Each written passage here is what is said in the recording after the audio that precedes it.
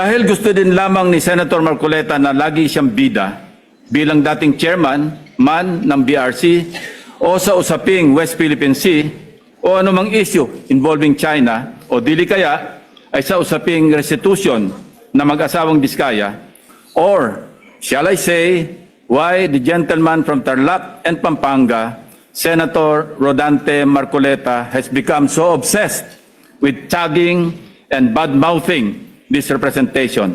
Masyado raw ho kayong obsessed. Nabanggit niya pa doon sa isang interview na parang napupugian yata kayo sa kanya or mas pogi yata siya sa inyo. Parang ganon. Obsessed ako hindi dahil sa kanyang katauhan.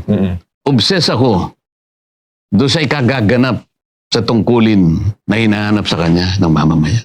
Talagang ako'y magbabantay pagka doon. Nakasalalay dyan kung paano natin ibabawi ang nangyari sa ating mga mamamayan.